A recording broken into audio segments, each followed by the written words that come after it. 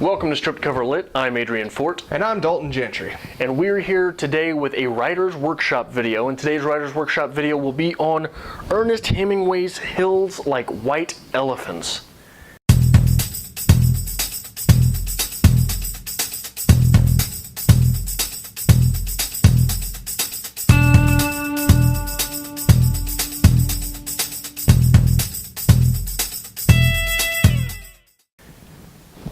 I don't even know where to begin. This is the big one. This is Papa. This is Papa as far as short stories in general are concerned. I think that the main thing to take away from this as a writer is to read this and realize that you'll never be that good. No matter how hard you try, this is Hemingway. And to speak from this point, the point of these writers' workshops is to break down the story and speak as if it was not ready to be published, and to critique it. Right. And this is impossible to do with Hemingway. Right. It's one of the few authors that's just so flawlessly done. Yeah, and that's not to say that there are not things that are not weaknesses, but yeah, there's not weaknesses. I'm sorry. It's hard. I tried to think of it. There's no weaknesses here. First and foremost, Hills Like White Elephants is one of really, probably the first Hemingway short stories that you might be introduced to. Now, in addition to this one, there will be two other videos coming out this week with other short stories by Hemingway, The Killers and A Clean, Well-Lighted Place. Right. Either one of these could be a possibility you may have read first. This might be your first Hemingway, which is big for a writer to read your first actual piece of perfect writing. Right. When you talk about first Hemingway, can you talk a little bit about your experience with this? With Hills Like White Elephants? Right, because and I want to preface this. Dalton and I were introduced to Hemingway in the same class at the same time with the same story. Yes. Is this your first as well? Yes. Whoa. So to just go on. Let me tell my experience, and you talk about yours. Right. We both attended Missouri Western State University. We received our bachelor's in English, in literature specifically. We'll call it that. We were in Dr. Ian Roberts' class. If you're out there, old Doc Rob, give this a thumbs down. We only expect it. And the story was Hills Like White Elephants. At that point in my life, I had sloughed off a lot of college. I didn't really care. This is just another story I got to get read. Gave it a quick read. Didn't understand a word of it. I didn't make the connection that they were talking about having an abortion. I didn't care. The dialogue was so rapid fire that I just lost interest completely and just pushed it off. In the class, and you may have been the one who said it because you were probably the most outspoken person there. A lot of the time. Someone made the point that they're talking about having an abortion. That's a pretty predominant theme. And then it made sense. And then I go back and give it a rewrite, and I read it closer. I read it slower. And there's so much. It's just night and day difference when you sit down and actually read it as compared to just glancing it over because it's Hemingway. You can say whatever you want. Well, and it's about that without being about that, without ever mentioning that. And that's something we'll get into probably later, the iceberg theory. But for me, the introduction to Hemingway was just as disgraceful. I read this and I picked up on a lot of the things, but Hemingway was a name that I recognized and I knew I was supposed to like. And to this point, I had always been a writer.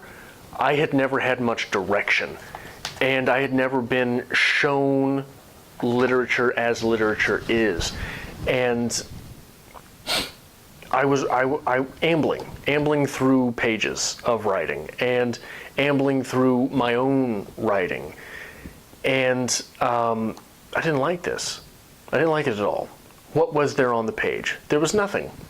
I mean, what would you say? Hills Like White Elephants, maybe 1,000 words? It's very short, very brief. And I thought,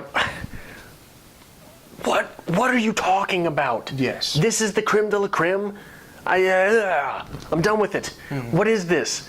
And as I think every writer has this moment where he or she realizes, you know, I've always liked putting words on pages. But until now, I didn't know what writing was. I think that a lot of writers go down the wrong track of you enjoy putting words on page, so let me describe this chair.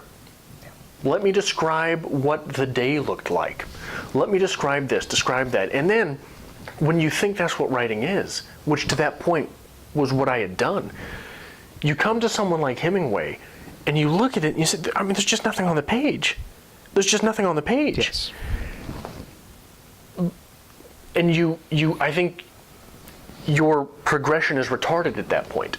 You stop and you realize, okay, I'm missing something. For me, Hemingway was, this story, in fact, was the moment that I realized what writing is. It's all about that second reading, that second take through it where you sit down and just let this piece, not this novel, excuse me, just take you completely. Well, there's a novel in here. It is. And I think from a perspective of someone who was not as writing-centric as you, who was more focused on literature and reading, it's the same effect. Where you sit down and you're like, there's nothing to this. How can they establish all this in 2 pages? This is worthless. And then you read it and then something just clicks. And you realize that every single word has a purpose. Not only every single word has a purpose, there are things in this story that are not in the story. Like you said, abortion. Exactly. It's never mentioned. But it's described. Yes. It's described. Another thing in here that this story is okay. The story is about 2 people sitting and waiting on a train. Yes. And getting a drink or 2. The story's about abortion. The story is about abortion. The story is about the messed up relationships that we have. It is. There's so much to it. You realize in that the emotional appeal, the love between these characters, the hate between these characters. Yeah, there is love. Jig, the girl, yes, she is referred to as the girl. The girl is there. She's coming forward with love and resentment, and this is never mentioned in the piece. This is one of the things that transpires here. You come to realize, for him, the American, she's the side piece. Mm-hmm. That's where the tension comes from. She is the side piece. The tension does not come from the fact that he wants her to have an abortion. The tension comes from the fact that she is the side piece. That is why he wants her to have the abortion. Exactly. But if you look at the girl, the woman, whatever, Jig, it seems like she is so in love with the idea of the American that it overshadows everything else. I mean, she's willing to do anything just to have things go back to being nice. Like saying the hills are like white elephants. Won't that be nice if I do this and we can get back to this life that we had? She will do anything to keep this man. And I think the choice to keep the characters as the American, the girl, Jig, whatever, is a brilliant choice. Right. Because then you become that person. You feel yourself in that story. We've all had that emotional response, that relationship with someone where we could have easily been either one of these characters. Which is the true genius of Hemingway in general, and that is why I say that there is a novel in here, because the novel is the pinnacle. I believe that the novel is the pinnacle of art, because what it does is you become the protagonist. Mm-hmm. You become the main character. They are in your head, you are in their head. That is what the novel experience is. Yes. Hemingway puts that in here by leaving out all of the description that necessitates it, right? I say she's the side piece. Side piece is a very contemporary term. Yes. Right? That's absolutely what's going on here. Yes. And I can use the term side piece to describe it because I have that in my vocabulary. And the two of us spoke about this earlier is I could take this piece to someone who has never read Hemingway, someone who's never heard of Hills Like White Elephants, and I could say this is a short story, give it a read, let them read it, maybe guide them along a little bit so they get that second reading experience and they enjoy it. And I could say, I wrote this last week, and it would read exactly the same. Yeah. This piece, as with almost every Hemingway, almost everyone, transcends time completely. Yeah, and those that don't transcend time only do not transcend time, in my experience, because there's something in there that dates them. Yes, that's a perfect description. The Killers, the diner. Right. That dates it. If it was not a diner, it would still have so much. Well, the gangster aspect to it, it's... Not even the gangster aspect to it, the vaudeville team aspect to it. Yes, it's... I'll give you that. But still, with this one, it just seems like... this is just a snippet of two people's lives, and it's so perfectly taken that through this snippet, we get their life story. We know these characters in 2 pages.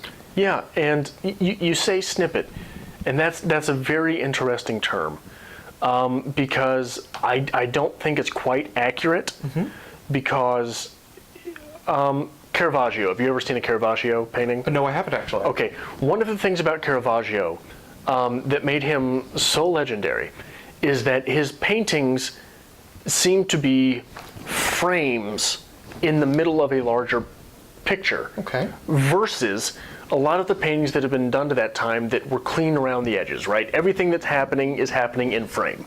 With Caravaggio, a lot of the stuff that's happening is happening to the left of the painting or to the right of the painting, or a lot of these religious paintings above the painting. Hemingway's writing feels that way, and that's something that I don't know about you. I've tried very hard to capture that, and it's impossible. You don't want, you say snippet, and I don't think that snippet is right, because when you say snippet, it cuts off here, cuts off here. You don't know where this couple is going. You don't know where they've come from, but you know they came from somewhere. You know they're going to somewhere, and so you know this is not the end of this is the last. Here, I feel fine, she said. There's nothing wrong with me. I feel fine. First off, if you know anything about women, I feel fine does not mean I feel fine.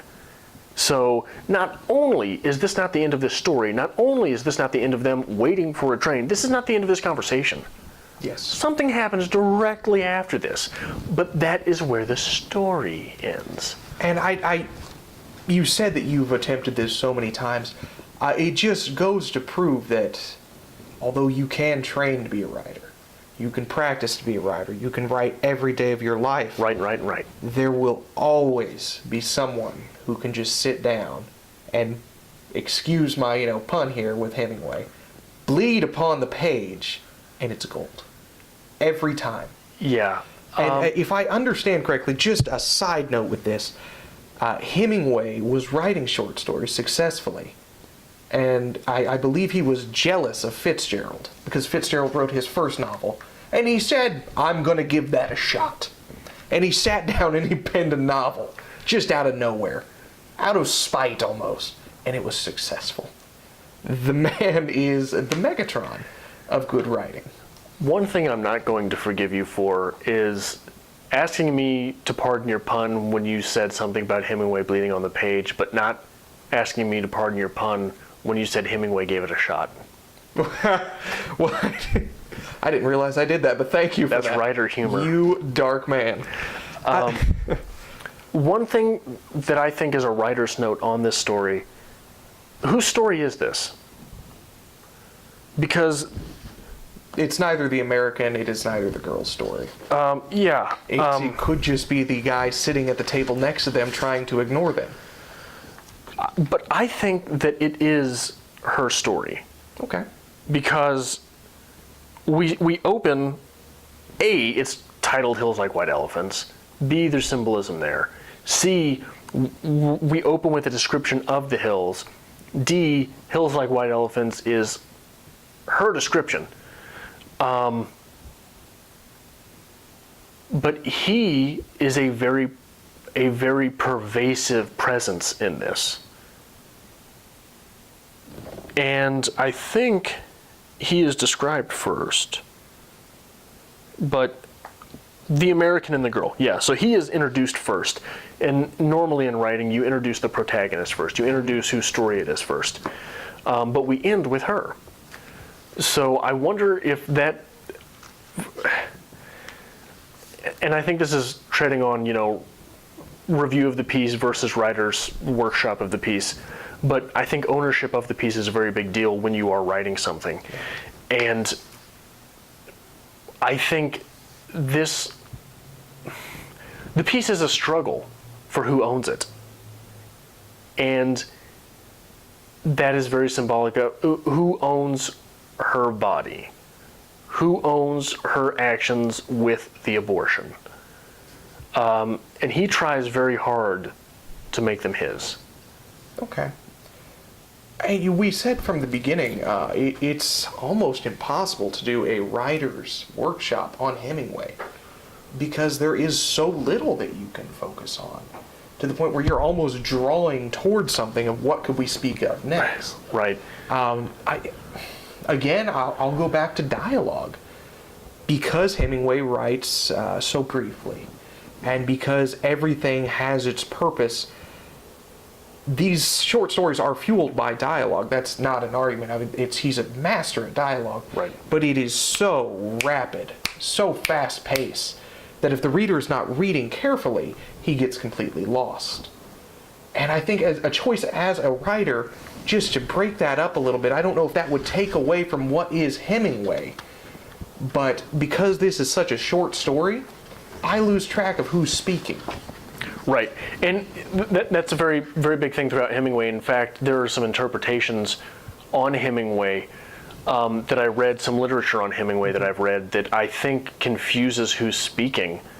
And I think one of the things, if Hemingway's in your writer's circle, you tell him to add dialogue tags, but you're not Hemingway. You know, and that's one of the things he does with his dialogue. Like here, you want them with water? Asked the woman.